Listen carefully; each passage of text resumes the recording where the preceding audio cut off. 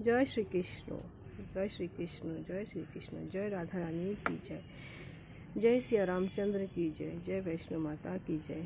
आज हमें श्रीमद् भगवद गीतार प्रथम अध्याय বিষাদ যোগ শ্লোক 15 পাঠ করছি। পঞ্চজন্যম ঋষিকেশः দেবতম ধনঞ্জয়ः পৌণ্ড্রম দদমः মহাসংখ্যম ভীমকর্মः বৃকধরः।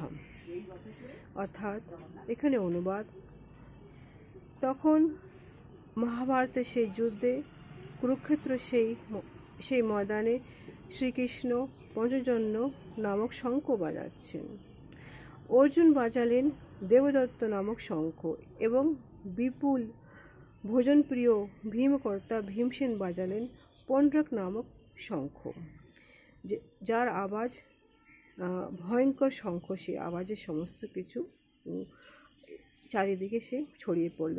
এখানে শ্রীকৃষ্ণকে ঋষিকেশ বলা হচ্ছে, যেহেতু উনি সমস্ত ইন্দ্রিয়র ঈশ্বর। ভগবানের আমরা সবাই জানি কি ভগবানের ভিন্ন ভিন্ন কার্যকলাপ দেখে তার নামও ভিন্ন ভিন্ন হয়েছে।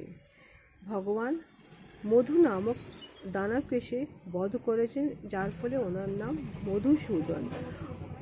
উনি গাভীনদেরকে প্রসন্ন করেছেন, মানে উনি যখন বৃন্দাবনে ছিলেন উনি সমস্ত গরুদেরকে উনি আনন্দ দিয়েছেন বাঁশি বাজিয়ে, যার ফলে তার নাম হয়েছে গোবিন্দ।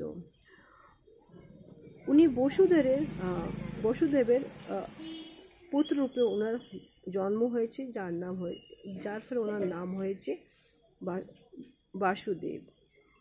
উনি মা দেবকীর সন্তান রূপে আবির্ভাব হয়েছে, যার জন্য ওনার নাম হয়েছে দেবকী নন্দন। উনি বৃন্দাবনে মা যশোদার রূপে বাল্যলীলা করেছেন, যার জন্য ওনার নাম হয়েছে যশোদানন্দন।